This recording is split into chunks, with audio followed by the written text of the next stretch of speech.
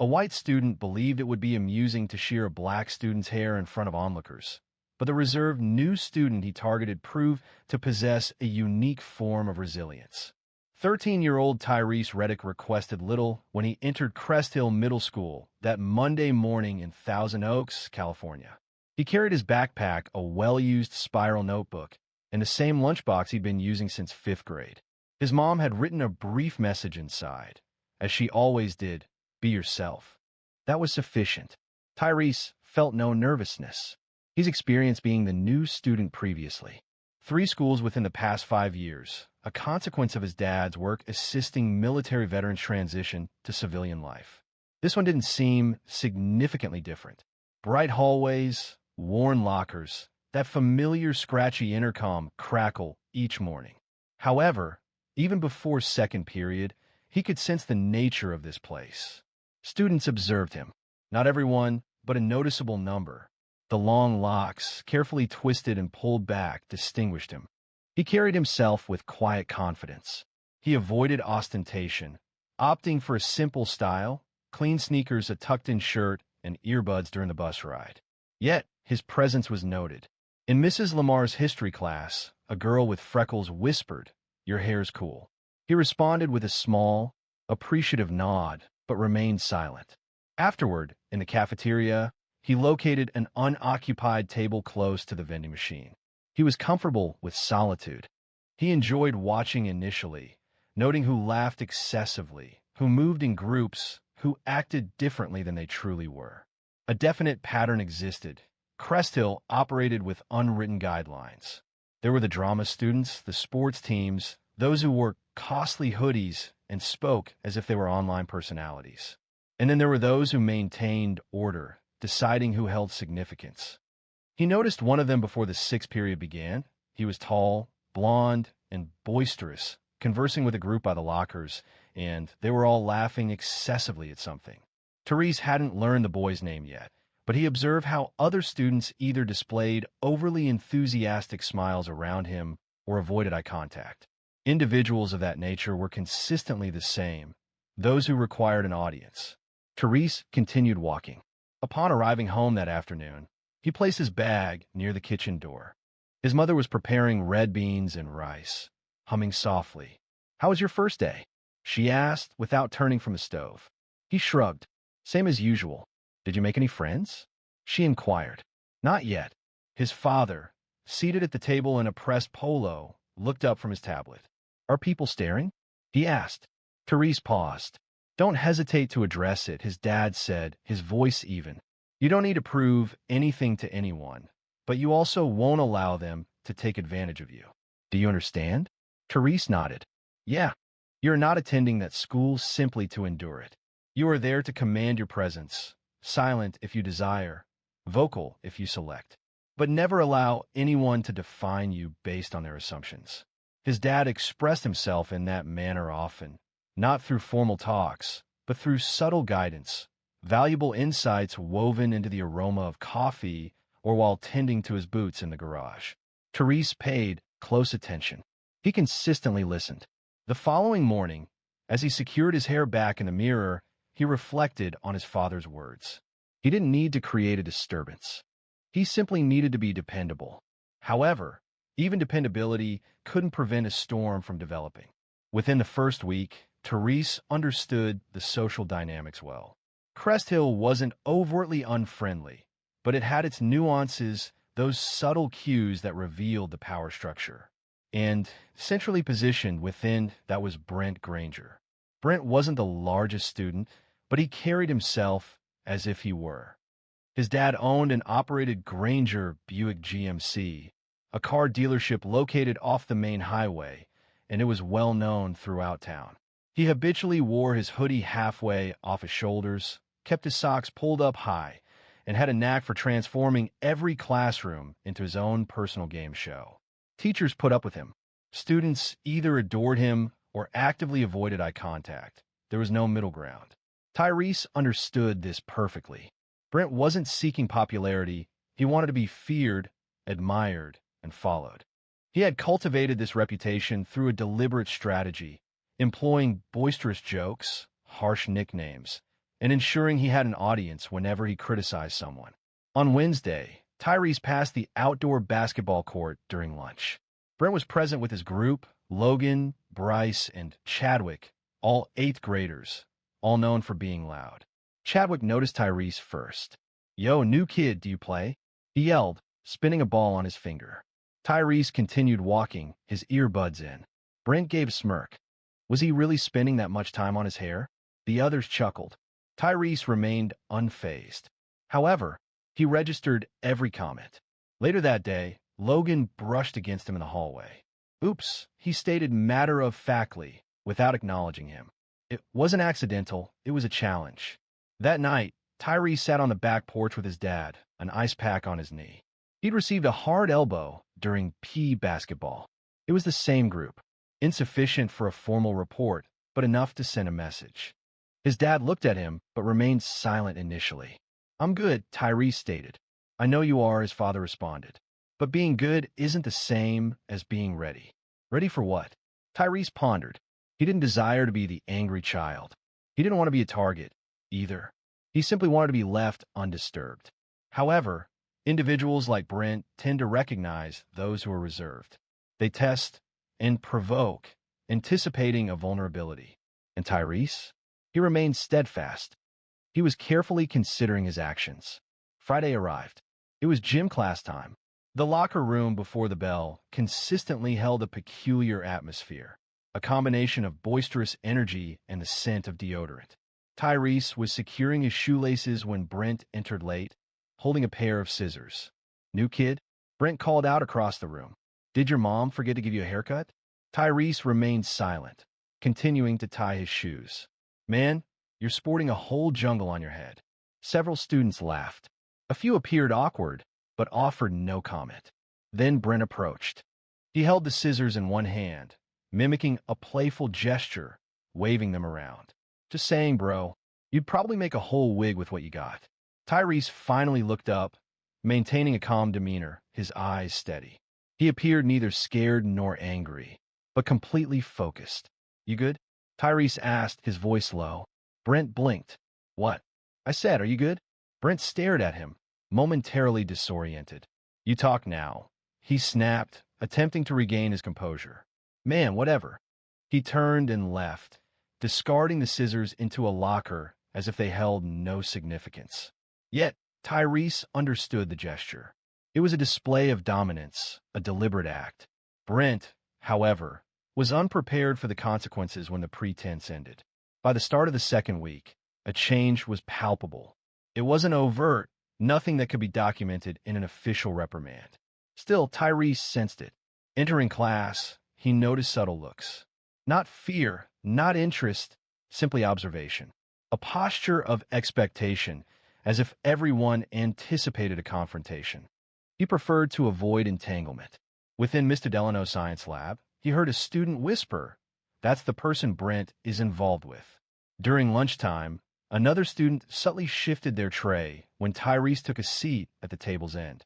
He remained composed, neither adjusting his position nor expressing any reaction. He simply ate more slowly. One afternoon, while on his way to the library, a 7th grader, a slender boy with braces, approached him near the vending machines. "Hey," the boy said, slightly winded, "are you Tyrese?" Tyrese looked over. He cautioned, "Just, be careful around Brent. He's been speaking about you. Said he intends to make a statement." Tyrese questioned that. "A point?" His companion confirmed, "Yes. He says you believe you're superior to everyone. He's planning to correct you." The young man paused before adding, "He did something to a 6th grader last year. He poured a milkshake on his head during lunch." Everyone laughed. It was quite disturbing. Tyrese acknowledged with a nod. "Thank you." The boy appeared to want to add something, but someone called his name, and he ran off. That evening, Tyrese lay on the living room rug, feet resting on the couch, looking at his phone. His mom was close by, checking papers. "Something on your mind?" she asked without looking up. He hesitated. "Have you ever had someone harass you just to see you react?" She set down her pen and turned to him. "You mean like bullying?" "I mean like they notice you don't join their games, so they force you into one." She paused, allowing the words to linger. I've encountered individuals like that before, she remarked. In college, even during my first teaching job, some people struggle to grasp peace unless it aligns with their expectations. He responded, you maintain your principles. You acknowledge your identity, and you refuse to allow others to compromise your stability. He nodded in agreement. His father entered the room, wiping his hands with a towel. Do you wish to speak with me? He inquired directly. Tyrese observed them both, then straightened up. I thought, his dad said, settling into the chair opposite him. Is that the boisterous one? Yes. What is he doing? Nothing yet. Just comments. Bumping into me. Talking as if he's seeking a reaction. Is it effective? Tyrese shook his head. No, but it's becoming tiresome. His father leaned forward. Let me tell you something, he said. The world is full of kids like Brent. It doesn't matter if you're 13 or 30. Some of them have loud voices. Some wear uniforms. Some hide behind keyboards. They all behave similarly. They test and challenge you, attempting to provoke a reaction, either a rash response or retreat, he indicated by tapping his finger on the coffee table. You refrain from either action. You remain composed until they acknowledge they're confronting an unexpected challenge. Tyrese looked at him. Can I strike him? He inquired. If necessary, his dad replied, but not fueled by anger. Never out of anger. You strike to halt the behavior, not to dominate. His mother remained silent, but offered no disagreement either. The following day, Brent passed Tyrese in the hallway and bumped his books from his hand. The papers spread out, fluttering across the tile. Brent smiled, a seemingly accidental gesture. Tyrese bent down, gathering them up individually. Several students paused to observe. Others looked away. Brent remained, waiting. When Tyrese straightened, he remained silent. He simply stared, a prolonged gaze that made Brent blink. What?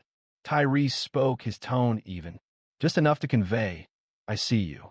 I am not afraid of you, and I am not responding as you instructed. Brent's smile disappeared.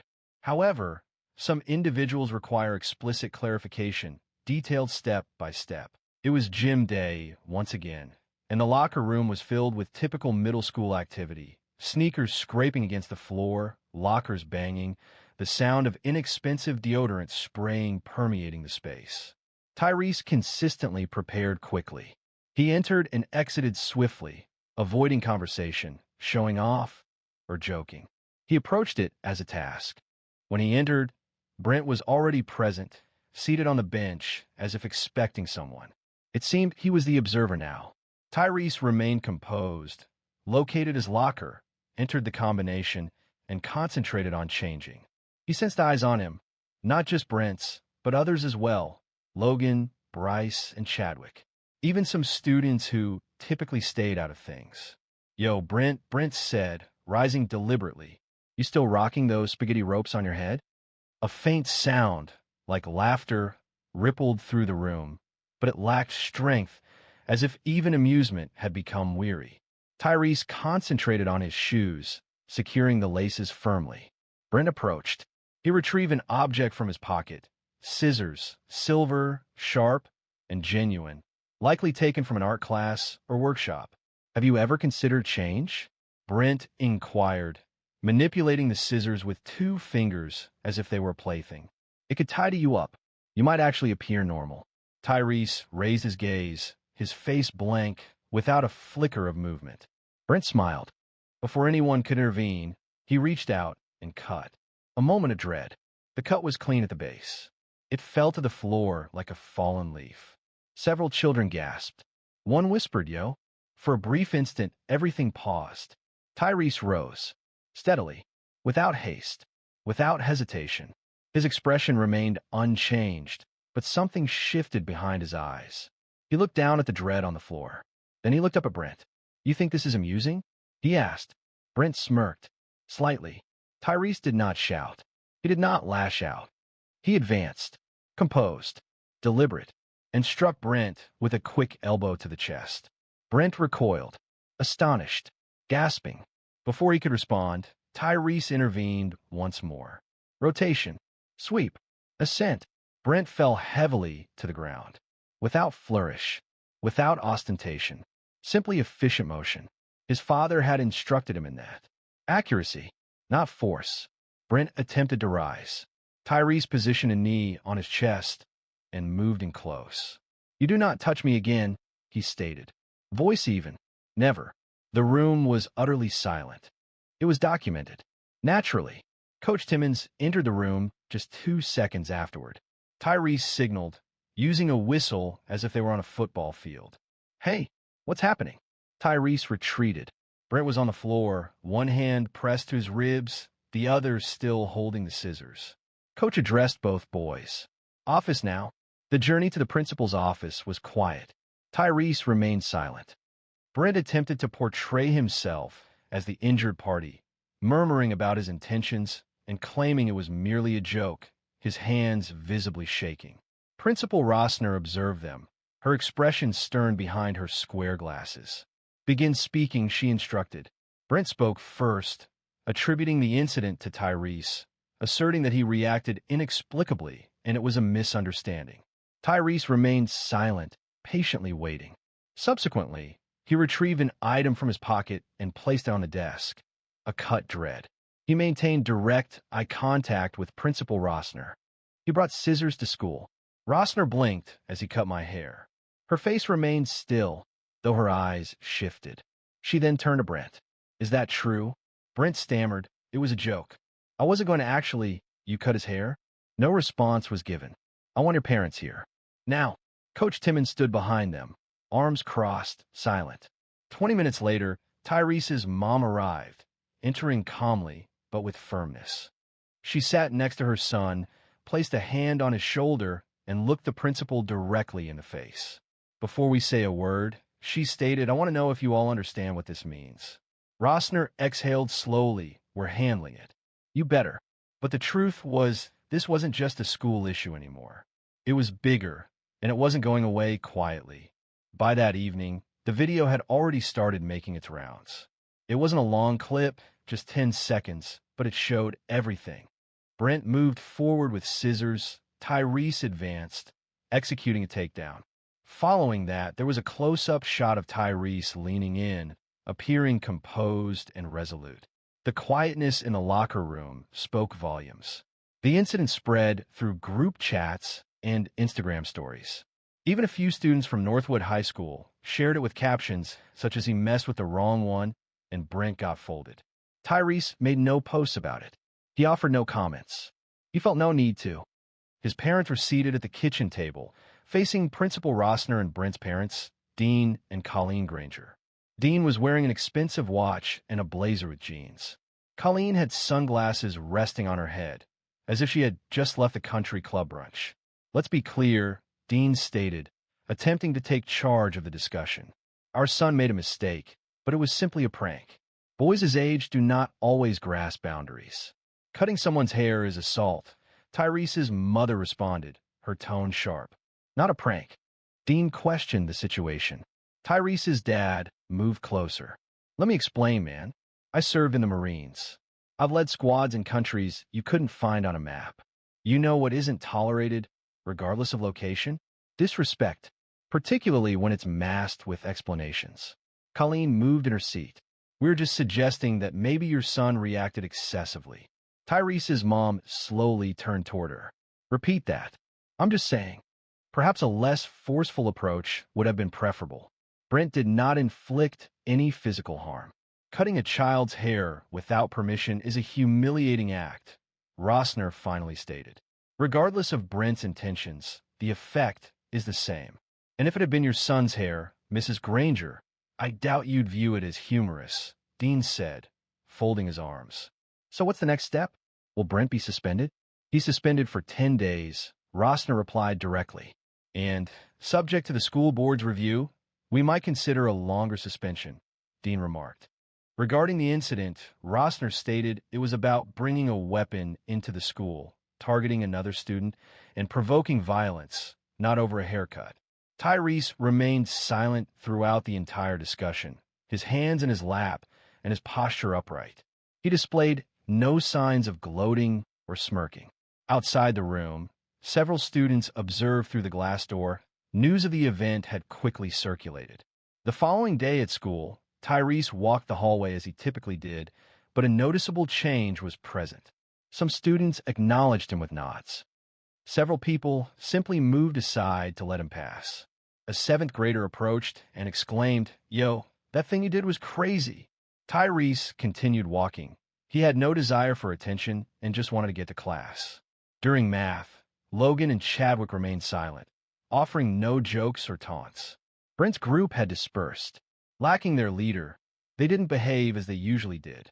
Tyrese took his seat, retrieved his pencil, and began his assignment. That afternoon, as Tyrese left school, a teacher he hadn't known well approached him by the parking lot. "Are you okay?" Tyrese nodded. "I just want you to know what you did. How you handled that. It took strength, not just in the moment, but the way you've carried yourself afterward." "Thanks," Tyrese said. "I'm just trying to keep it steady." The teacher smiled. "That's harder than it looks."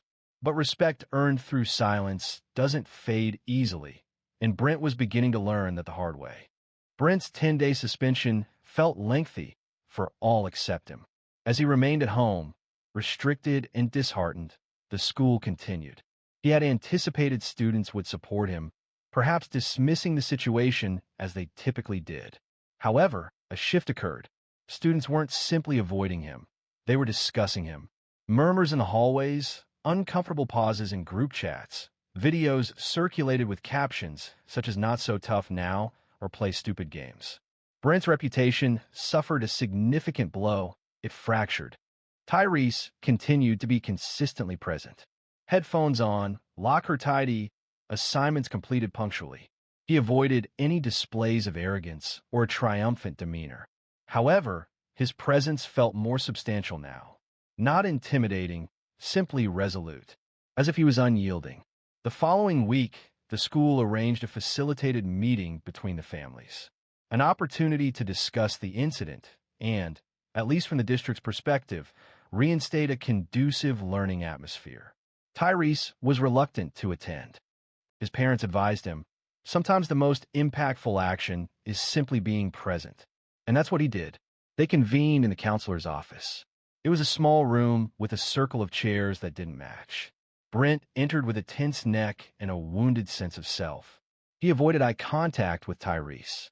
His mother appeared more irritated than regretful. His father wore the familiar smirk, as if he were attending out of duty, not thought. Ms. Harrell, the school counselor, inhaled deeply. "We're not here to revisit what occurred. Our intention is to allow everyone the opportunity to share their feelings and discuss how we can proceed." She addressed Brent. "Would you like to start?"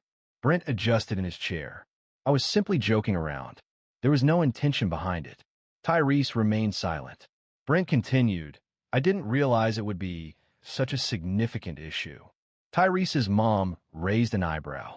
She stated that cutting a boy's hair is a deeply personal act, particularly when that hair symbolizes something beyond mere appearance. Brent mumbled, "I wasn't aware of that." Tyrese's father stated, "You didn't care to know." "That's the difference." Ms. Harrell then addressed Tyrese, asking, "Would you like to say something?" Tyrese looked up, making eye contact with Brent for the first time in the room. "I didn't come here to fight," he said quietly. "I didn't come here to make friends either. I came here to get through school." Regarding his hair, he added, "That's my business. It's part of me. You touched it like it was yours to joke about." Brent shifted in his seat, remaining silent. "I didn't strike you due to a loss of control," Tyrese explained. "I struck you because you needed to grasp a certain point, and verbal communication wasn't effective." A pause settled over the room. Brent's mother then addressed the group. "We have discussed boundaries with him."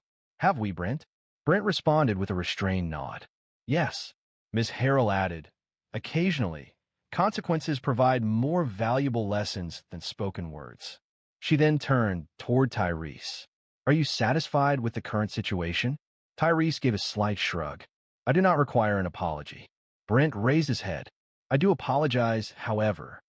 Tyrese observed him, not with the intention of causing Brent discomfort, but to understand his delivery. Frankly, Tyrese didn't detect much substance behind the words. "Okay," Tyrese stated finally. "Then carry it." "Carry what?" Brent asked, puzzled. "The apology? The lesson?" The understanding that not everyone will permit you to belittle them and dismiss it with laughter. Tyrese rose. That's all I needed to say. His parents followed him from the room. In the hallway, his father placed a hand on his shoulder. You didn't fight in that room, he said, but you still reacted.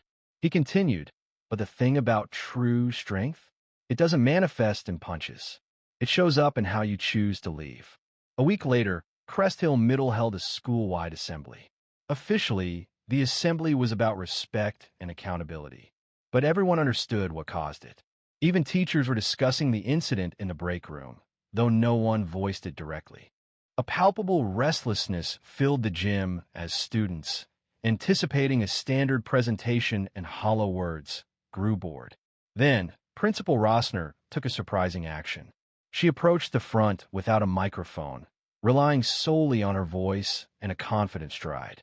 We're facing a recent event that has prompted us to reflect, she stated, and the room fell silent. I'm not going to repeat the details of what occurred. My purpose is to discuss the underlying causes and chart a course for moving ahead. She refrained from mentioning any individuals. It wasn't necessary. She emphasized, this school is not a place where power is gained through popularity or intimidation. Respect isn't earned by volume or the number of laughs you receive. It's earned through how you treat others. Even when no one was observing, a few students glanced around, some shifted uncomfortably, but others remained focused. Listening. Tyrese was seated near the back. He didn't withdraw. He didn't exaggerate his presence, either. He simply maintained the posture he now adopted as he walked through the hallways, balanced and steady. Following the assembly, several students approached him. You all right, man? One student inquired. Yeah, Tyrese responded. You handled that situation differently than I would have, another student observed. Tyrese simply shrugged.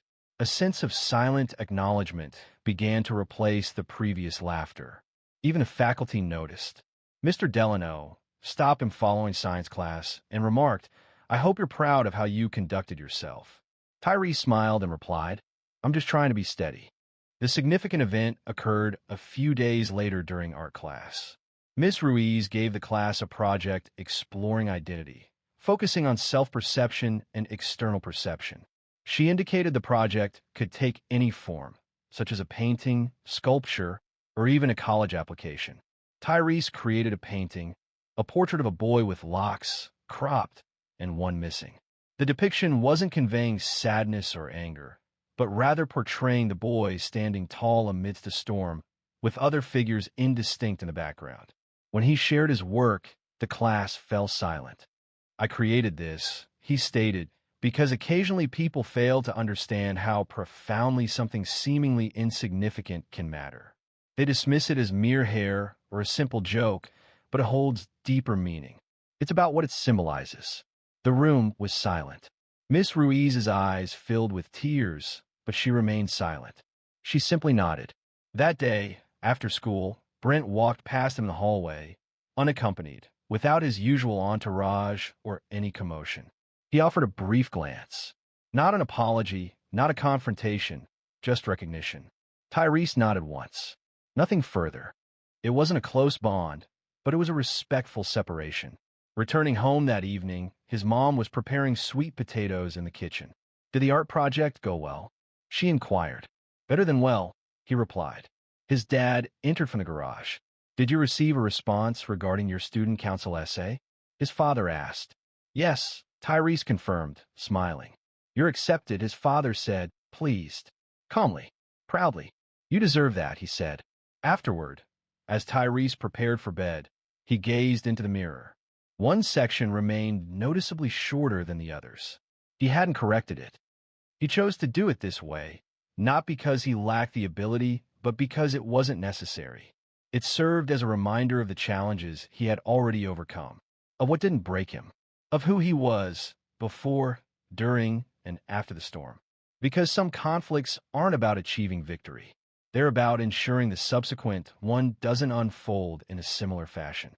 If this account resonated with you, evoked an emotion, please share it. A lesson can be found within, and perhaps someone in your circle needs to hear it. Join our mailing list for more stories that speak truth, challenge disrespect, and remind us all what quiet strength truly embodies.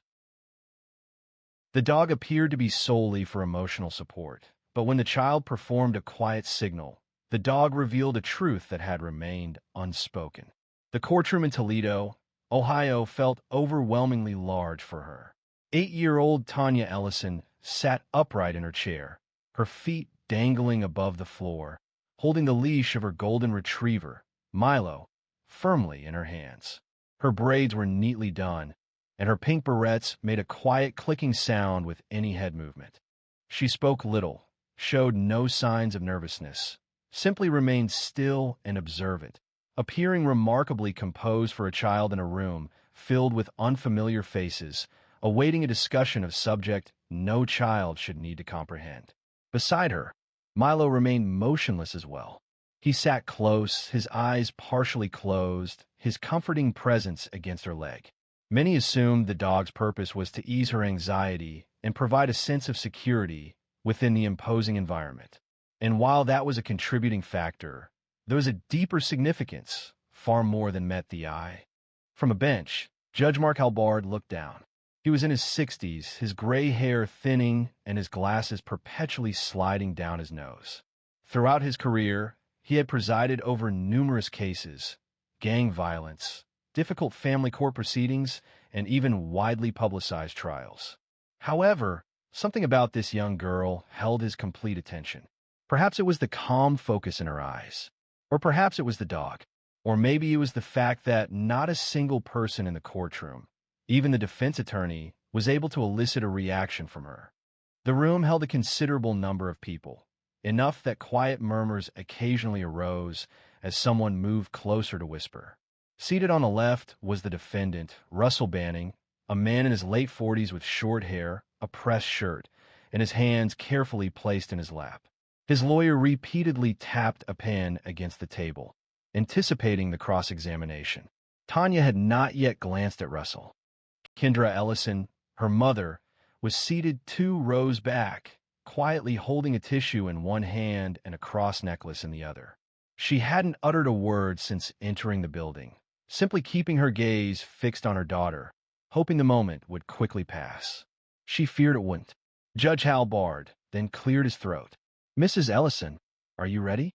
Tanya glanced at her court-appointed therapist, who offered a slight nod from the front bench.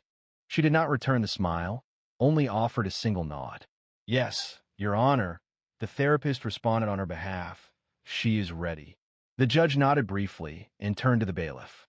"Bring the witness." A door opened to the side, and 2 officers entered. The man accused of changing Tanya's life walked deliberately to the stand, attempting to appear calm, but his eyes repeatedly darted toward Milo, and Milo, who had been entirely relaxed until that moment, raised his head. Tanya didn't react, though her hold on the leash became a little firmer. No one observed it. The prosecutor rose, straightened her jacket, and started her questioning. "Mr. Banning, can you state where you were on the night of August 14th? Russell moved closer to the microphone. "At home, watching TV. "Alone?" "Yes." "And do you expect us to simply accept that?" He relaxed against the chair. "I'm being truthful." From the visitor's area, Kendra's hand squeezed the tissue once more. Tanya avoided his gaze, yet her breathing altered a delicate, regulated rhythm, as if deliberately cultivating composure. The interrogation continued, initially focusing on establishing sequences of events. Then, the photographs were presented, images that should never be displayed in a courtroom. Tanya averted her eyes. Milo moved nearer to her. The atmosphere in the room diminished. The weight of the moment was palpable, not from the spoken words, but from their absence. Russell subtly adjusted his position. He asserted that her account was fabricated, interrupting the prosecutor's subsequent inquiry.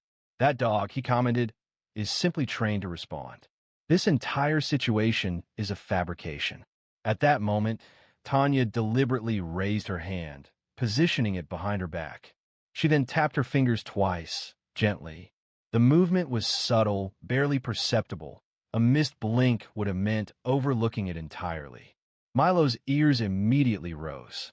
However, None of the individuals present anticipated what he would do next.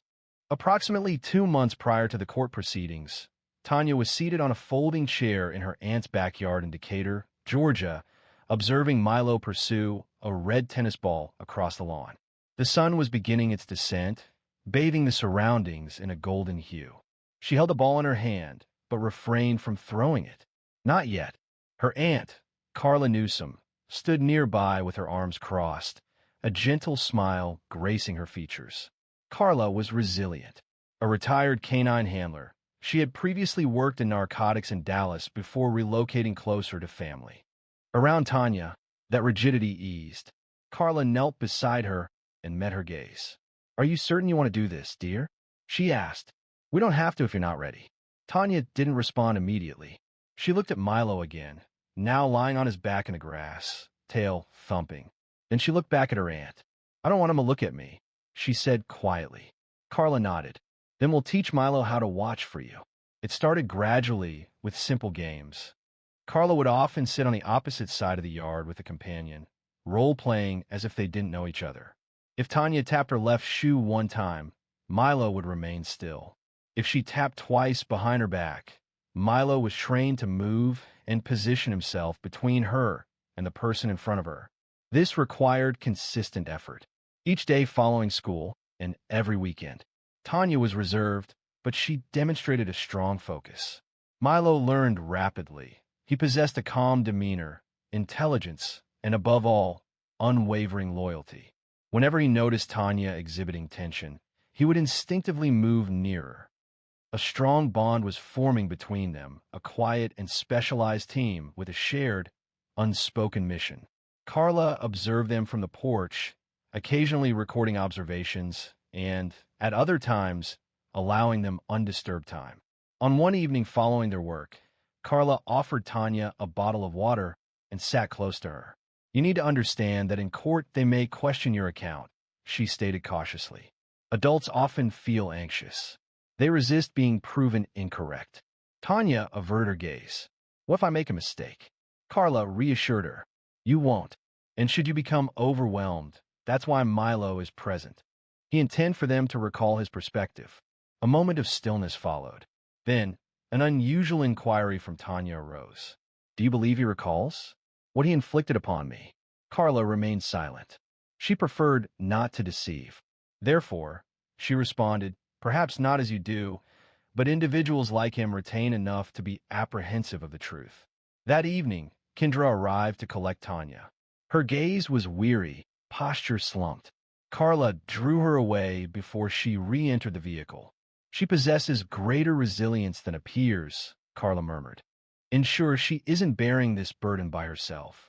When a moment arrives, meet that man directly." Kendra acknowledged, though her lips shook. Prior to their departure, Tanya returned and embraced Carla.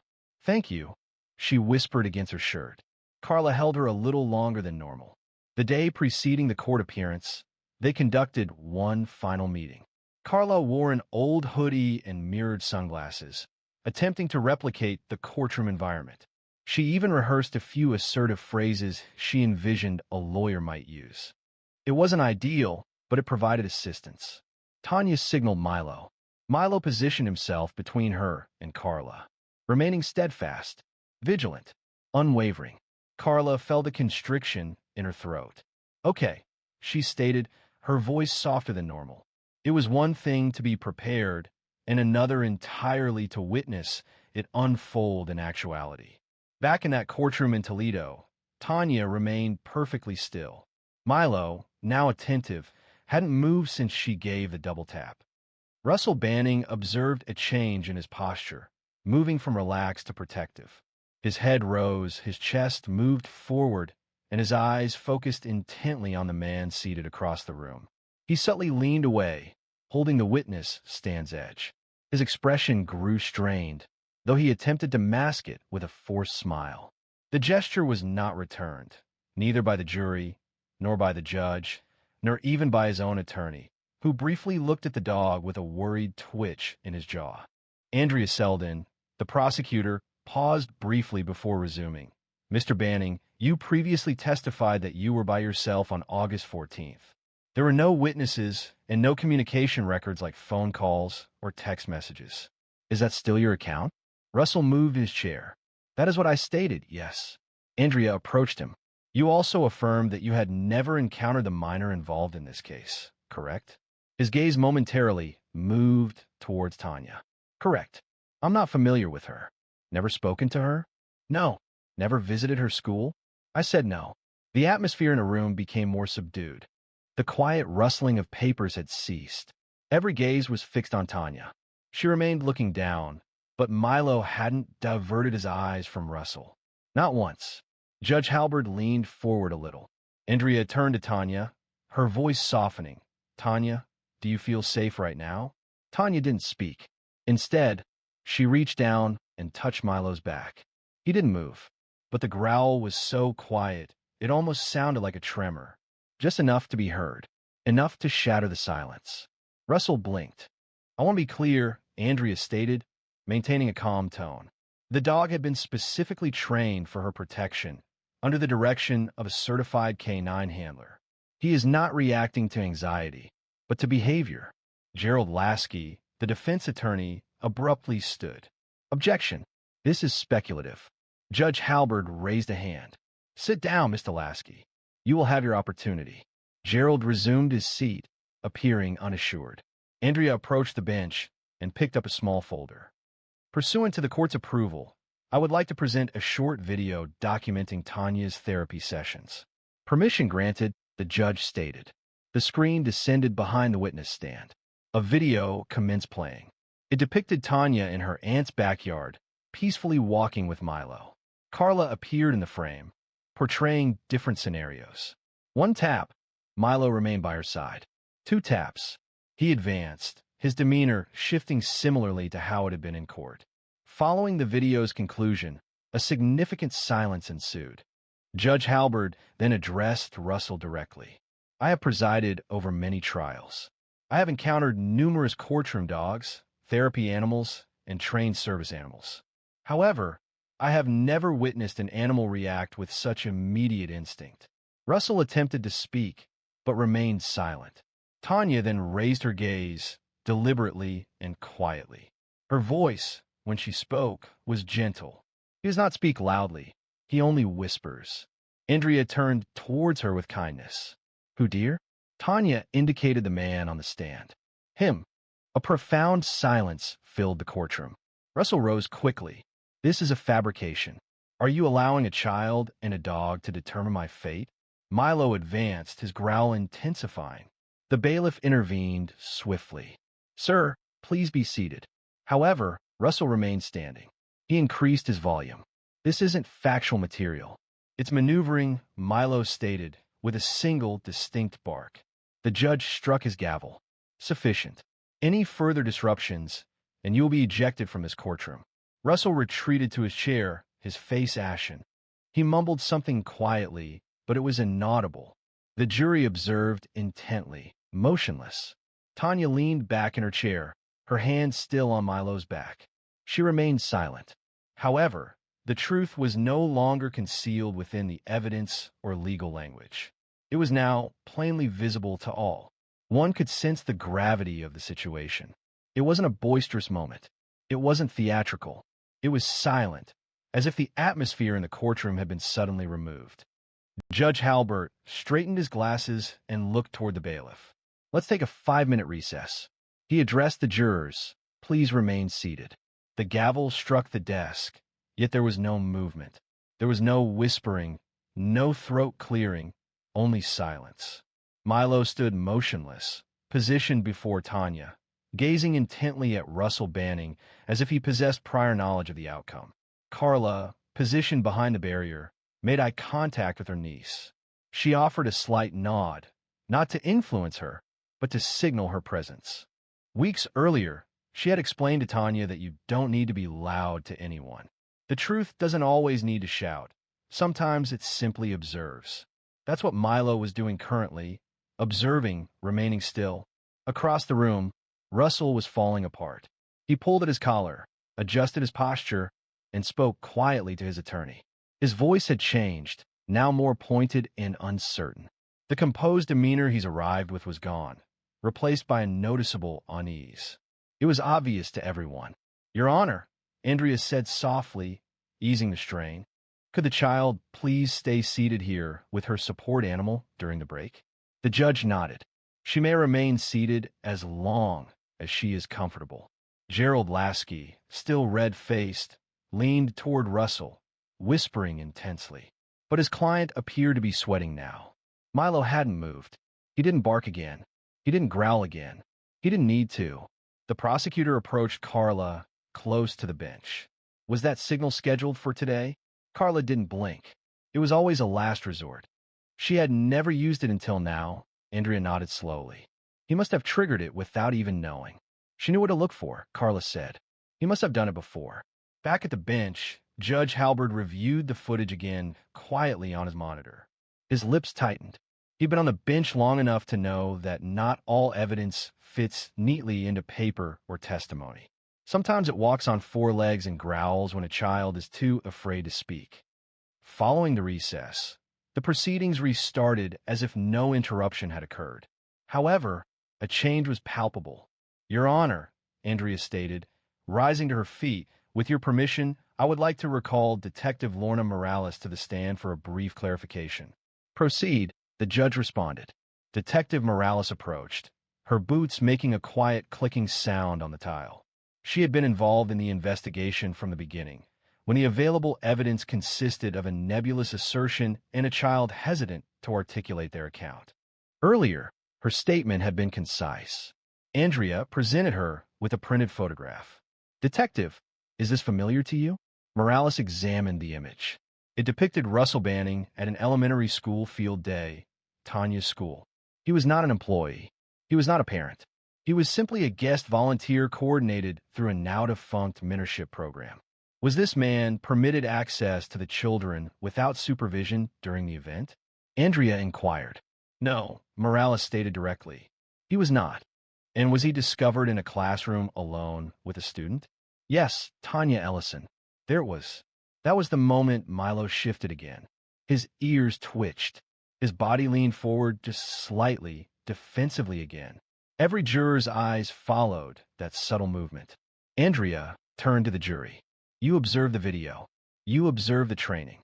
You observe the dog's instinct. Now you see why Russell stood up again. This is absurd. This is emotional manipulation." The bailiff took a step forward. Judge Halberd's voice rose. "Mr. Banning, please be seated. You're not permitted to speak again unless directly addressed." However, Russell couldn't restrain himself. "She is fabricating the story, fabricating it all with that dog." Milo advanced one step, displaying no bark, no growl, only his presence. It was then that a shift occurred. A single juror, an older woman wearing a blue sweater, removed her glasses and massaged her temples. Her gaze turned toward another juror, a younger man in his 30s. A shared understanding passed between them, as if a crucial element had finally aligned. However, what followed extended beyond simple validation. It concerned revealing the truth about this man and uncovering any concealed aspects of his character. The courtroom was now engrossed, anticipating each movement, observing every respiration, each involuntary gesture, and every look from Russell Banning. The jury members were no longer relaxed. They were intently focused. Judge Halbert massaged his eyes behind his spectacles. He remained largely silent, yet it was evident a change had occurred within him as well. He had witnessed numerous defendants falter under questioning, but Russell wasn't merely breaking. He was falling apart before their eyes. Andrea stepped back to the podium, her voice even and composed. "Detective Morales, did you interview any other parents who observed Mr. Banning interacting with students that day?" Morales responded, "Yes, 3 in total. Someone reported giving a child candy without authorization. Another stated they followed a student into the restroom. Was that student identified?" Morales confirmed. "Yes. You could hear someone in the gallery whisper, 'My God.'" Judge Halbert did not issue a reprimand. He remained silent. Gerald Lasky, attempting to reassert himself, rose. "Your Honor, this is speculative. None of those allegations were substantiated," Andrea countered. The statements remained unchallenged, each one delivered before the victim had a chance to respond. Lasky's objection lingered, but it was not sustained. He then took his seat. Andrea turned back to the judge. "I request permission to recall the school counselor, Ms. Jenna Holbrook, for follow-up," she stated. "Granted," replied Halbert. Ms. Holbrook approached the stand with a quiet seriousness. She appeared to be in her mid-40s, with a thin but clear voice. She adjusted her blazer and spoke directly. "Following the school event, I saw Tanya on several occasions. While she was quiet, she frequently drew. Her drawings consistently featured the same man, glasses, shirt, and always positioned behind her." Andrea presented the drawing to the judge and jury. Though a child's artwork, the likeness was undeniable. It depicted Russell, with the same square glasses and jawline. Notably, next to a small representation of herself, was a dog, Milo. She hadn't encountered Milo before this, correct? Andrea questioned, but not until weeks passed. A silence followed. Then Andrea faced Russell. "Mr. Banning, can you clarify how a child you assert you've never encountered described you, including your glasses, weeks prior to any legal actions?" Russell's lips parted.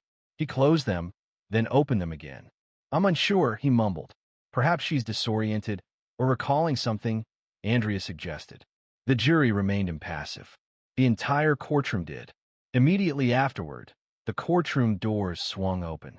A woman entered discreetly and presented a note to the bailiff. He examined the note, then proceeded directly to the judge. Halbert received the paper, adjusted his glasses, and read it carefully. His eyebrows rose a little. "Ms. Selden," he stated, "it seems another person has come forward during the break. A former teacher's assistant from Hickory Trail Elementary. She asserts she possesses information directly relevant to this case. She's outside, prepare to testify." Andrea turned her head slowly toward Russell. Remarkably, Hickory Trail falls outside of this jurisdiction. Russell visibly struggled, his jaw tightening. Gerald Lasky moved closer, whispering to his client. Russell dismissed him. "Nobody here knows anything," he mumbled. "She's simply attempting to damage my reputation." Andrea stepped away. The doors opened once more. A woman, appearing to be in her early 30s, entered. Bridget Alston, her identification tag still attached to her coat. She assumed the witness stand, took the oath, and commenced her testimony. "I remember him," she stated, indicating Russell. "He volunteered at our school for 3 months in 2019. We received complaints, several, but they never resulted in action because people didn't want to trust the children." Judge Halbert moved closer. "Did you file a report?" "Yes, on 2 occasions, but I was instructed not to escalate the matter." Andrea paused, allowing the jury a moment to process this information. Then Milo made a sudden, brief single bark. Russell visibly reacted. Tanya remained still. Without raising her head, she extended her hand and gave Milo a deliberate, comforting scratch behind the ears. The courtroom now comprehended. Milo's actions weren't erratic. He wasn't displaying distress. He was reacting purposefully, naturally, and with intention. However, what remained unknown was that the ultimate determination wouldn't be derived from the documented evidence. It would stem from the jury's visceral understanding. The courtroom was no longer impartial. It had taken a position, subtly but undeniably. The atmosphere was palpable, evident in the juror's posture, the judge's gesture of pressing his fingertips together, and the measured silence of Andrea Selden, which spoke volumes. The evidence was presented, but it was the responses that resonated. Milos's, Tanya's, and Russell's cut through the surrounding tension. Judge Halbert addressed the jury box, stating, "We will break for deliberation immediately. Jurors, you will be escorted to the conference room." As the jurors rose and exited, Russell slumped heavily into his chair. A slight tremor ran through his hands, though he attempted to conceal it by adjusting his cuffs. Gerald Lasky murmured something to him once more, but Russell offered no reply. His gaze was fixed on Tanya, and she, remaining silent and composed, averted her head. Milo settled back into a relaxed posture, his body curled beside her, his head resting on her shoe, as if the storm had subsided. As if his duties were complete, temporarily, the gallery stayed silent. The room remained still, save for Carla, who rose to stretch and walked over, placing a gentle hand on her sister's shoulder. Kendra hadn't seemed to breathe since the testimony began. Her fingers were red from repeated twisting. "You did well," Carla whispered. "You did better," she responded. The jury had been absent for almost 2 hours. Upon their return, the bailiff brought the room to order. Judge Halbert appeared more weary than previously, but his voice remained firm. "Have you reached a verdict?" The jury foreman, a middle-aged man with a weathered suit and a tight jaw, rose. "We do, Your Honor." The question came, "And how do you find the defendant, Russell Banning, on the count of criminal misconduct with a minor?" "Guilty," the foreman stated, the word falling with a weighty certainty. It resonated, clear enough for all present. "Regarding the count of trespassing on school property with intent to harm?" "Guilty." Russell Banning's shoulders slumped. He remained silent, offering no outburst. The outburst had ceased. Only a sense of quiet acceptance lingered. Andrea shut her binder. There were no celebratory gestures, no smiles, just a feeling of relief. Securing a case such as this doesn't feel like triumph. It feels like air flowing back into a space that was suffocated for too long. Judge Halbert addressed Tanya. "Ms. Ellison, I observe that you spoke sparingly today, but you conveyed more than many adults ever manage. And I believe you." Tanya remained composed, but she nodded. And Milo, Halbert peered over his glasses. "I've never expressed this in a courtroom, but if I possessed a medal to award, he would be wearing it." A few people chuckled softly for the first time in hours. Subsequently, in the hallway outside the courtroom, reporters assembled. Microphones, cameras, the typical commotion. Kendra moved protectively before her daughter. "No questions today," she stated firmly. "We're simply going home." Carla opened the passenger door. Milo entered first. Then Tanya climbed in beside him. The car ride home was quiet. Carla remained silent. Kendra didn't press. However, halfway along the highway, Tanya spoke up. "Will he go away forever?" Kendra glanced in the rearview mirror. "I don't know, baby, but he won't hurt you again. That's for sure." Tanya stroked Milo's fur. He licked her hand. Upon arriving home, Carla hung up her coat and reached for the leash to walk Milo. Tanya followed her to the door. "Can I come?" "You don't have to." "I want to." Beneath a pale sky, they walked in silence. There were no cars, no barking, only the sound of gravel beneath their shoes. At one moment, Tanya paused and looked upwards. "Do you think other kids are scared like I was?" Carla nodded. Tanya fell silent for a moment. Then she inquired, "Can we teach other dogs, too?" Carla regarded her. This little girl who had once gone completely silent, now formulating plans. "Yeah," she replied softly. "I think we can." But this story wasn't simply about a dog or a courtroom. The focus was on the moment a child's experiences are finally validated, and when staying silent isn't the only path to safety. 2 weeks following the trial, subtle changes began to emerge. These weren't dramatic or obvious, but appeared in minor details that only a select few observed. Tanya was able to sleep soundly through the night without any awakenings. Kendra ceased the habit of leaving all the lights on in the house. And Milo, he stopped standing watch outside Tanya's bedroom door. He settled on her rug instead, peaceful, understanding his girl no longer needed to sleep with her shoes on. However, recovery isn't always linear. One afternoon, while Carla and Tanya were organizing dog toys in the living room, a letter arrived. Carla held the letter, glancing over to Tanya, who was now guiding Milo to stay with a simple hand signal. "You did that," she remarked. Tanya looked up. "No, we did." Carla smiled and settled down beside her. "You know what most people forget?" She continued. "Adults don't always have the answers." She paused. "But when kids speak, even if it's frightening, even if it's chaotic, it stirs something in everyone else." Tanya considered this briefly, then murmured, "I didn't think anyone would believe me." Carla nodded. "That's why your input was particularly valuable." Later that week, they went back to the backyard for the first time since Milo's training. Carla brought out an old duffel bag filled with harnesses and treats. And Tanya brought her sketch pad. She sat under the tree, sketching out commands, hand signals, and little notes only she could understand. Milo dozed nearby, one paw twitching in his sleep.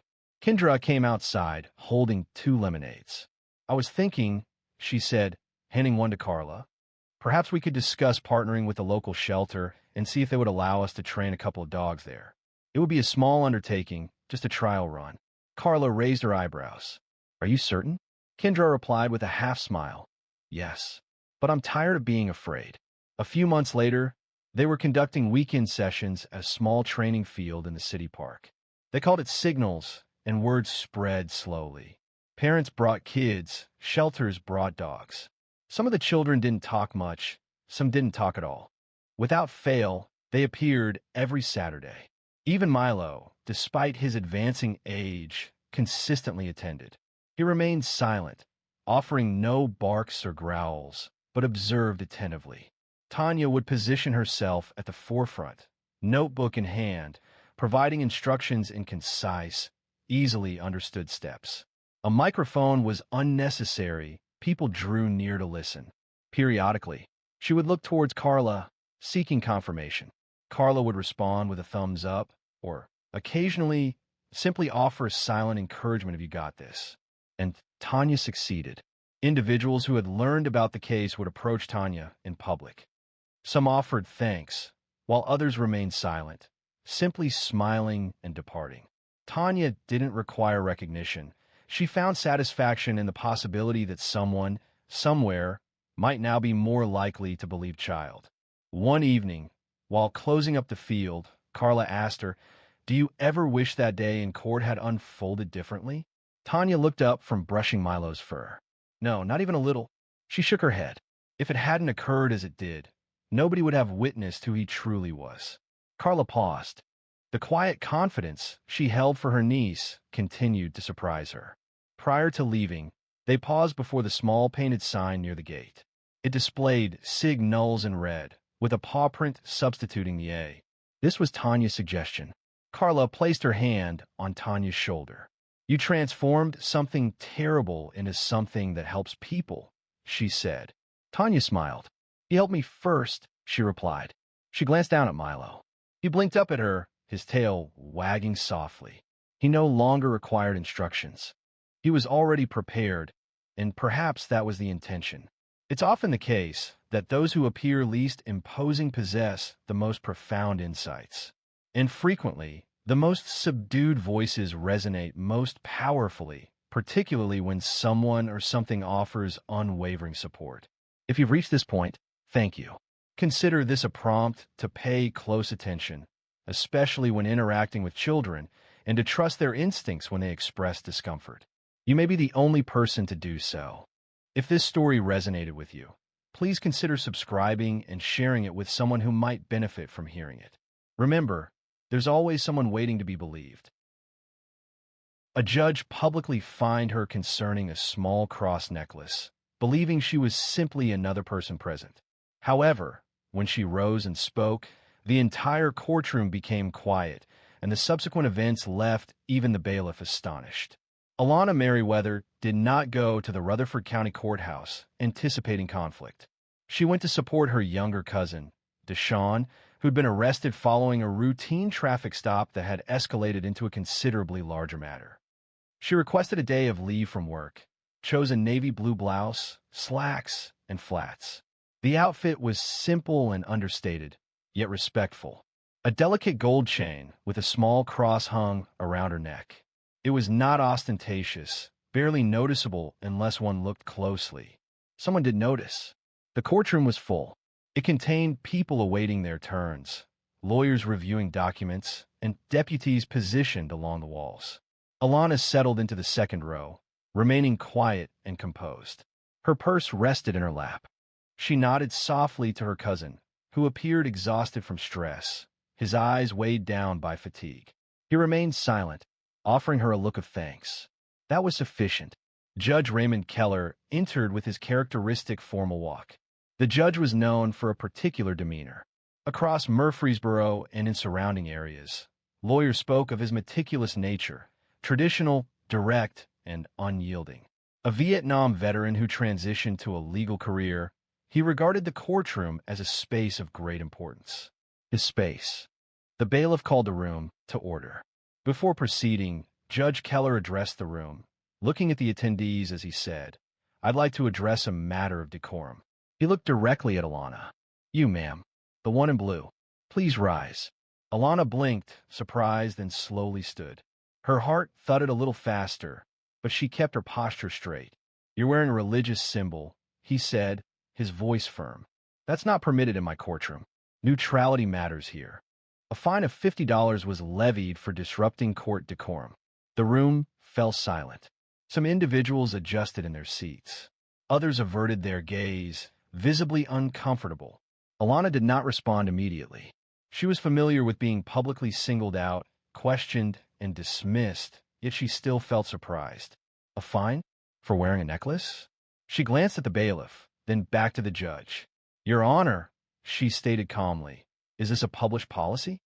Could you please direct me to the statute or court rule that permits that penalty?" Keller showed no visible reaction. "This is my courtroom. I established the procedures." Alana nodded thoughtfully. "I comprehend that, sir. However, are those procedures documented anywhere?" He fixed his gaze on her for a brief moment. "You may pay the fine at the clerk's desk, or you may depart." She detected a quiet intake of breath from someone seated behind her. Alana remained still.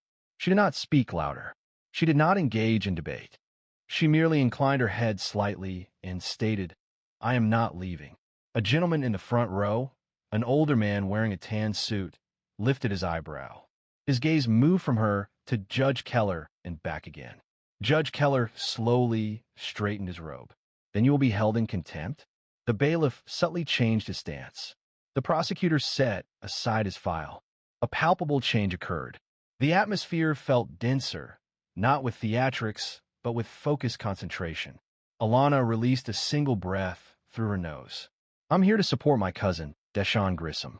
The charges are being formally presented today, and he requested my presence. I'm not intending to cause any disturbance, Your Honor. However, I contend that this fine is not only unjust, but potentially unlawful." Judge Keller moved forward a little. "Did you question my jurisdiction?" Her expression remained unchanged. "I am requesting an explanation of the policy and its legal basis." He hesitated briefly. It was slight, almost unnoticeable, but the pause was present. He did not anticipate that. "Who are you?" he inquired, his voice growing tense. "My name is Alana Meriwether," she replied, "and I'm a constitutional attorney licensed in 3 states, including Tennessee." The courtroom cracked open. You could almost feel the collective intake of breath. Someone whispered under their breath, "Damn." She continued, measured and composed, "I graduated from Harvard Law School in 2010. I've worked for the Southern Center for Human Rights, and I currently serve as senior counsel at a nonprofit based in Memphis. I am present as a family member, but I understand the law, and I am aware of my rights." Keller relaxed back in his chair. For the first time, he appeared uneasy, not angry, simply unsteady. She could have smiled. She refrained. The ensuing silence was palpable. The judge began to speak, but stopped, instead rearranging the papers on his desk. However, the judge was unaware of who he was addressing. Alana did not grow up with wealth. She was raised in Jackson, Mississippi, in a faded brick duplex off of Robinson Road. Denise, her mother, held overnight shifts at the Willow Creek nursing home, and her father left when she was 8. Resources were scarce, but a set of principles guided them. Speak with clarity. Avoid minimizing your worth. Assert yourself when injustice occurs, but maintain composure and a dignified demeanor. By the age of 16, Alana had studied the Constitution from beginning to end on 2 separate occasions. She sought to comprehend the disparate treatment experienced by individuals like herself in courtrooms, offices, stores, and even churches. Her motivation wasn't anger, but rather a genuine curiosity. There was also a deeper element at play, a quiet determination.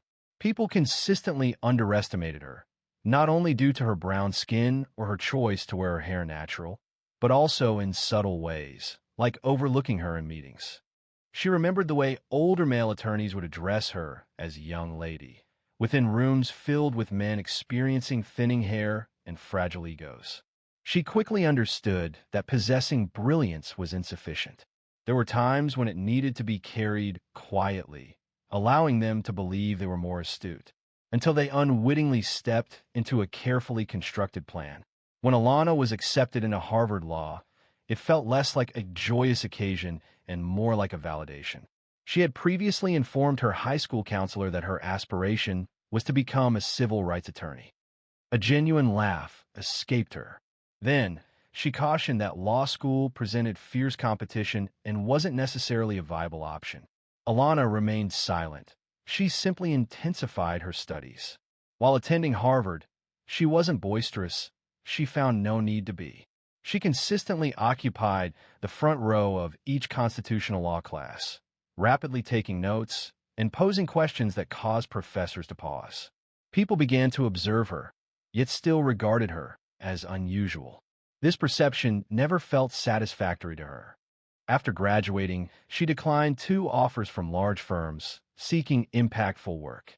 She spent several years in Alabama, defending minors within the legal system.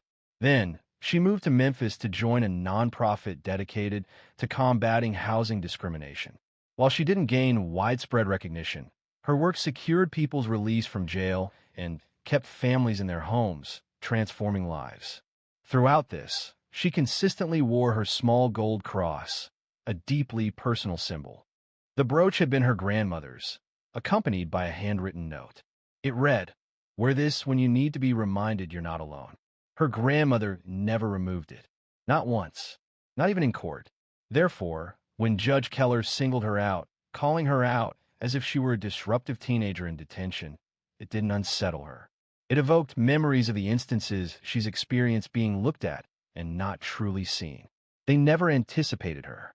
They anticipated the boisterous one, the angry one. There was someone poised to lash out or leave abruptly. Instead, they experienced something else entirely, a demonstration of precision, control, and strength through composure. This wasn't unprecedented. In 2017, within a courtroom in Little Rock, she observed a public defender struggle during a bail hearing. The judge seemed disengaged. The defendant, a 19-year-old facing trespassing charges at an abandoned building, was on the verge of being assigned $1,500 bail, an amount he was unlikely to afford. Alana rose, introduced herself, and referenced 3 Arkansas statutes that the judge seemed to have missed. The judge conceded. Bail was waived. The defendant was released that same day. That demonstrated her character. Consequently, sitting in Rutherford County, facing a fine for a necklace of great personal significance, before a judge who believed he could compel her to be silent, Alana remained steadfast. She straightened her posture. When she introduced herself to the courtroom, her name, her qualifications, her purpose for being present, it wasn't intended for Judge Keller. It was directed toward everyone who perceived her as simply someone's relative. However, today wasn't a day when silence was an option. The courtroom remained quiet for an unusually long time. Judge Keller shuffled papers, seemingly stalling. But Alana remained still, her hands clasped before her, patiently waiting. Not contesting, merely waiting. From the far corner, the prosecutor subtly adjusted his posture, his fingers still. The bailiff's gaze moved between Keller and Alana. A change was palpable. The room's power dynamic had altered.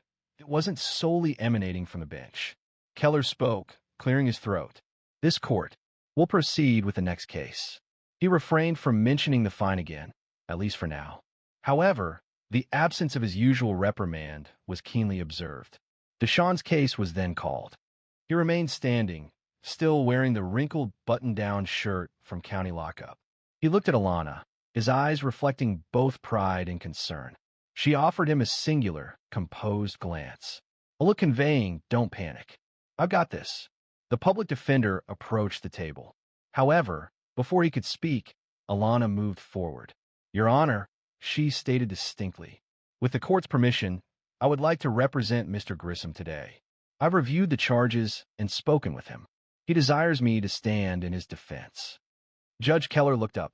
You aren't listed as counsel. I presented my bar card. My Tennessee license is current. You can verify with the Board of Professional Responsibility I am listed as Alana Joy Merriweather. He paused a moment too long and then nodded once. Proceed.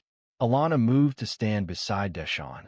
Her cousin appeared to want to laugh and cry simultaneously. She placed one hand gently on his shoulder as she turned to address the court. Mr. Grissom was stopped due to a non-functioning tail light. The arrest report indicates he was asked to leave the vehicle and subjected to a search without consent. No warrant was present. The officer's statement made no mention of probable cause. Additionally, the encounter progressed to resisting arrest when he inquired about the reason for being handcuffed. He did not raise his voice, nor did he threaten anyone. She retrieved a document from her purse. I've submitted a written motion to dismiss, supported by 3 Tennessee Supreme Court rulings. Each affirms that a warrantless search under these circumstances constitutes a violation of the Fourth Amendment. Additionally, the resisting arrest charge lacks supporting video evidence, despite officers wearing department-issued body cams. The room was still again. Alana frowned, leaned back, and accepted the motion from a clerk. He reviewed it. It was evident. With a rapid scan of the room and a slight twitch of his jaw, Alana remained silent. She stood motionless, allowing him to read, while ensuring her presence was undeniable. Behind her, people subtly adjusted their positions, not from disinterest, but from focused attention. This was no longer the woman they believed was in distress just moments prior. This was a different person altogether. Judge Keller looked up. You wrote this motion yourself? I did. I prepared this draft last night following a review of the police report and a conversation regarding the arrest with Mr. Grissom, and I am not affiliated with a law firm. I am employed by a civil rights nonprofit.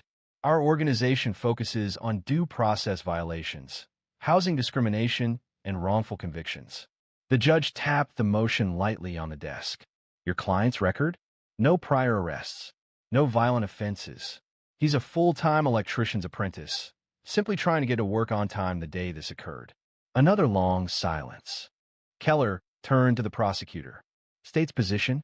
The prosecutor paused. We'd be willing to dismiss the resisting charge.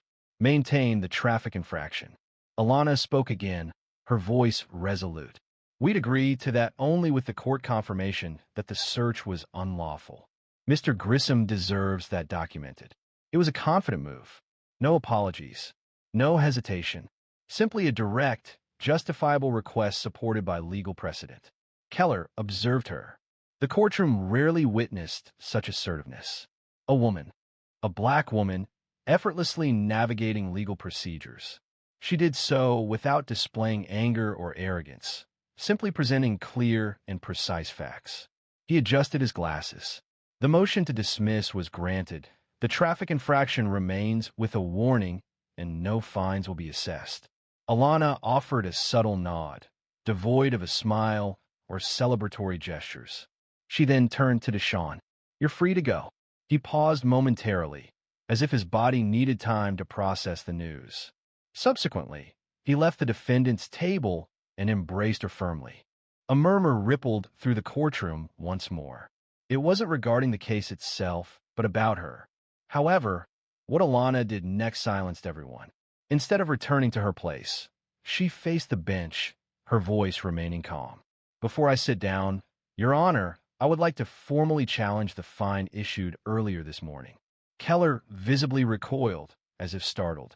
Do you want to reopen that matter? He asked. Yes, sir, she replied. You stated that religious symbols were not permitted in your courtroom. However, unless this courtroom is functioning under martial law, the First Amendment remains applicable. Her tone was measured. She did not need to raise her voice. In County of Allegheny versus ACLU, the Supreme Court underscored the requirement for government institutions to maintain neutrality rather than hostility towards religion. Prohibiting a small cross pendant, particularly from an individual who is not testifying or speaking to the court at that moment, does not represent neutrality. The action appeared as targeted suppression, and the gallery had gone completely still. Alana advanced 1 foot. Additionally, there was no written policy displayed, no public signage indicating the ban, and no prior warning provided. I am found without citation, without precedent, and without any attempt to verify my intent or role in the proceedings. Keller adjusted in his seat. His face had lost some of its typical composure. One could observe something stirring behind his eyes: calculation, doubt, perhaps even shame. Are you suggesting the court violated your rights? He inquired. Alana remained motionless. I am not making accusations. I am presenting established facts. I request the fine be rescinded, and the court record should indicate that this incident transpired outside established protocol. The prosecutor glanced up momentarily, then resumed, looking down. The bailiff's hands were now clasped before him, his jaw tense, and his posture more formal. Keller hesitated before replying. He fixed his gaze on her for a prolonged, intense period. Then he announced, "The fine is withdrawn." This wouldn't be documented. Alana offered a brief nod. "Thank you, Your Honor." She pivoted and proceeded to her place with composure. Murmurs arose once more. However, this time, they weren't filled with uncertainty. Instead, they conveyed interest and deference. A woman seated behind her silently asked another, "Who is she?" Alana remained uninvolved. She simply took her seat, retrieved her notebook, and gently opened it to a fresh page. The judge, for the first time that morning, seemed to be truly contemplating. His movements became more deliberate. He examined the files with greater attention. The issue he's ignited by the fine for the necklace had escalated. It had become something more significant. The prosecutor spoke quietly to the bailiff, who acknowledged with a nod and jotted a note. The shift was noticeable. Court reconvened. Several more cases were heard. However, the usual flow was disrupted. The observers were no longer focused on the legal charges. Their gazes repeatedly returned to Alana Merriweather, the woman who had corrected a judge without raising her voice. 30 minutes elapsed. Then, unexpectedly, Judge Keller called for a brief recess. He rose and exited through the side door silently. Alana remained seated. The bailiff approached her slowly. "Mom," he said, softer than previously, "may I pose a question to you?" She turned her head slightly. "Of course. Did you anticipate that occurring? Regarding the fine? Concerning everything?" Alana emitted the slightest laugh through her nose. "No, I was unaware of that, but I wasn't willing to ignore it." The bailiff touched the back of his neck. "I've been here for 8 years," he said. "Never seen him back down like that." "He's not a bad man," she said softly. "But power without accountability is dangerous," he agreed. It wasn't a matter of obligation, but comprehension. Further down the hall, 2 court reporters spoke quietly. The younger one appeared visibly shaken. She was familiar with every case, reciting them easily. "Lawyer?" one asked. "Yes, from Harvard. Can you believe that?" She attended to support her cousin and unexpectedly challenged the judge. The courtroom observers expressed disbelief. However, Alana felt no sense of triumph. She found no pleasure in undermining someone. Her purpose wasn't to shame Keller. She simply sought justice. When it was lacking, she created it herself, carefully and deliberately. Yet a subtle shift began to appear in Judge Keller's gaze. Upon his return to the courtroom, Judge Keller seemed altered. His posture lacked its previous rigidity. He appeared unchanged in stature, simply quieter. No longer seemed a man attempting to maintain authority, but rather someone attempting to grasp how he relinquished it without awareness. He took a seat, adjusted his glasses, and proceeded to the next case. Even his voice had diminished in tone. It was subtly altered, almost imperceptible to an ordinary observer, yet Alana recognized it. She had witnessed this previously. Men in positions of influence struggling with a reality they resisted acknowledging, that they had transgressed a boundary, and someone unanticipated had retaliated. As the courtroom emptied and people moved towards the exit, Keller remained seated on the bench, his gaze fixed forward. Alana collected her belongings and was nearing the door when she heard him call out, "Ms. Merriweather." She paused and turned, her face showing no emotion. He rose from his seat and descended the steps deliberately, as if considering each one. I'd like a word, if you're willing. The bailiff seemed uneasy, questioning whether this was a directive or a private inquiry. Alana offered a subtle nod, then turned to Deshawn. "Give me 5," she murmured to him. Keller refrained from escorting her into chambers.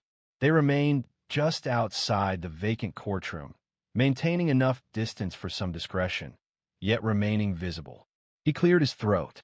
"I owe you an apology." Alana didn't reply. Not yet.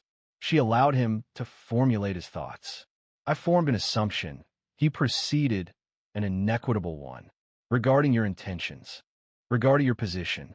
I was mistaken," she responded gently, but without resentment. He lowered his gaze. "That's the difficulty, isn't it? One shouldn't need to be." Another pause. "I have dedicated 32 years to that bench," Keller stated, "and I have valued order, structure, neutrality. But you help me understand, occasionally what we consider neutral is simply convenient for those already in power." The statement impacted him more profoundly than anticipated. Alana simply looked at him, maintaining steady, respectful eye contact.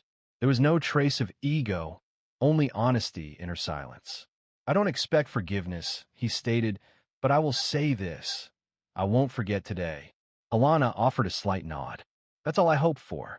She prepared to leave, but he called out to her one last time. "If you're ever back in Murfreesboro, I'd be honored to hear you argue again." That element genuinely surprised her. "I hope not to need to," she replied, a hint of a smile playing on her lips. They both understood the unspoken meaning behind her words. The sun had risen higher, and the heat was intense. Deshawn stood near the sidewalk, looking at his phone. He brightened when he saw her. "What is that?" he asked, astonished. Alana shrugged, retrieving her keys from her purse. "Just a small civics lesson." "Seriously, you confronted a judge in his home." She gave him a look. "Don't make it sound heroic. I didn't go there to fight. I want to hear what he had to say." When someone attempts to diminish your importance for reasons related to your identity, you face a choice: remain silent or voice your perspective. Deshawn leaned against her car, nodding slowly. "I swear, if I didn't know you better, I'd say you rehearsed that," I remarked. She laughed. "I didn't, but maybe I should start writing it down." At that moment, a local reporter from the Murfreesboro News-Journal approached, holding a voice recorder and a notebook. "Ms. Merriweather?" Alana turned. "I observed what unfolded. Our readers would likely appreciate hearing your perspective. Would you consider an interview?" She looked at Deshawn, then returned her gaze to the reporter. "Let me consider that." The reporter offered her a card and stepped back. "You prompted considerable thought today. Such occurrences are infrequent in court." As I walked toward the car, Deshawn remarked, "They will discuss this, you know." Alana shrugged again. "Let them." However, what transpired outside the courtroom held equal significance. As Alana and Deshawn arrived at his apartment complex on the west side of Murfreesboro, his phone was constantly buzzing. Calls, texts, and even direct messages flooded in. A cousin in Chattanooga had already learned the news.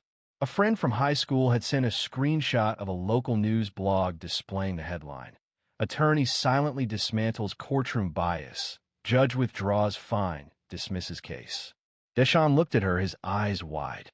"It's already on the internet?" Alana offered a small smile. "I mentioned to you, people discuss events, particularly when expectations aren't met." She did not seek recognition. Not currently. Not in the past. However, there were occasions when being noticed wasn't a decision. It was a consequence of acting correctly when the option of remaining unnoticed wasn't available. Afterward that evening, she was at her kitchen table, drinking tea, the small cross necklace still on her collarbone. Her inbox contained numerous messages, some from familiar people, others from unknown individuals. Several legal blogs had already published summaries. A user on Twitter had shared a clip from the live stream, adding the caption, "This is how you correct injustice," without ever raising your voice. However, Alana wasn't paying attention to any of that. She was considering a statement from Judge Keller. What we often consider neutral is simply convenient for those already wielding the authority. That observation resonated with her. She recalled her childhood, holding her grandmother's hand during evening church service.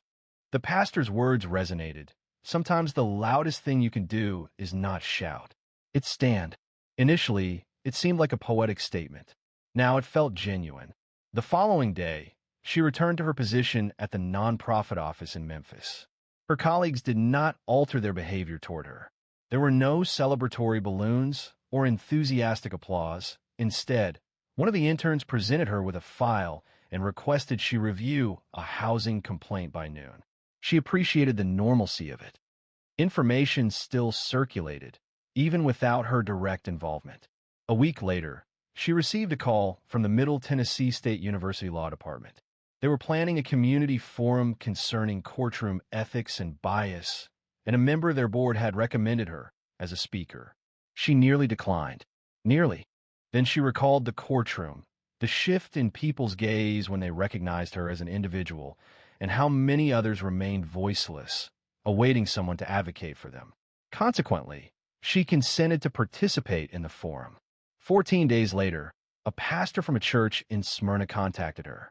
He requested that she address their youth group regarding the law, its true meaning, its protective function, and how it can be applied equitably if individuals understand how to ensure its accountability. She accepted the invitation. She continued to agree, not due to enjoying the focus, but because the narrative was no longer solely hers. It belonged to all who had ever occupied the rear of a courtroom and considered, "They won't hear me." She had never shared this with Keller. However, that day had also altered her. She frequently reflected on him. She questioned whether he retained that moment within his memory as she did. If he ever observed someone in his courtroom differently afterward, perhaps with increased consideration, perhaps with a touch more humility. She hoped so. One Friday afternoon, as she was leaving the office, she noticed an envelope affixed to her door. It bore no name and no return address, only her name typed neatly. Inside was a brief note that read, "Ms. Merriweather, I've revised the courtroom conduct guidelines. Religious attire or symbols, unless disruptive, will no longer be penalized." That was all. There was no apology. No signature appeared beyond the initials. Yet it was sufficient. She folded the note and placed it within her grandmother's Bible. Alana Merriweather didn't seek recognition. She desired equity. Certain narratives briefly capture attention before fading. Others resonate deeply, altering perspectives, even without direct interaction with the individual who initiated that change. For Alana Merriweather, that courtroom moment represented not a culmination, but a segment within a more extensive narrative. A narrative encompassing decisions largely unseen by others. For instance, staying up all night to assist a tenant contesting an unlawful eviction. Dealing with late-night calls from worried mothers whose sons were detained without bail. Or traveling 3 hours to a courthouse in Jackson simply to observe a judge who was reported to be unfairly treating defendants with limited financial resources. She made no introductions. She simply observed, documented her findings, and waited for discernible trends to emerge. When questioned about her composure and restraint in the face of disrespect, she consistently replied, "I know what I carry." She didn't need to demonstrate its weight to show it was heavy. That courtroom didn't alter her. It simply reinforced why she selected this profession initially. Not for recognition, not for retribution, for respect. She had no desire to embarrass Judge Keller. She aimed to make him consider. And in that, she was successful. Some time passed, and during a talk with a group of teenage girls at a public charter school in Memphis, one of them asked, "Weren't you the woman who spoke directly to the judge and caused him to appear mistaken?" Alana responded with a smile. "I didn't speak directly to him. I spoke with purpose. And I didn't cause him to appear mistaken. I offered him an opportunity to reconsider." The girls seemed surprised. "Isn't that essentially the same thing?" Alana replied, "Not in the slightest." Several of the girls chuckled, but a few seemed to take her words to heart. Those were the ones she intended to reach. She continued, "The goal isn't to win arguments. It's to win ground, so the next person doesn't have to fight the same fight." That resonated with them, just as it resonated with her. She understood her story might disappear from news feeds. The tweets, the blogs, the clipped videos, they'd all be lost eventually. But someone would remember. Someone in the gallery who witnessed that moment unfold. Someone who'd felt invisible that day and walked out feeling a little stronger. That was sufficient. Some individuals enter a space seeking attention. Others, like Alana, enter, communicate with precision, and leave a lasting impact. The gold cross remained a daily adornment. She would be prepared again if another courtroom attempted to challenge its presence. For invariably, someone will attempt to diminish you to align with their expectations. And equally, a decision will always present itself. To diminish or to stand, to speak or to allow silence to convey your message. She elected to stand. With insight, not with empty words. Not with arrogance, but with a clear objective. And that's what caused people to recall. Not that she achieved victory, but how she achieved it. If this narrative resonated with you even slightly, if it prompted thought, emotion, or introspection, then please don't keep it private. Subscribe, distribute it, and help spread it. You never know when your steady voice might be the one that transforms the atmosphere.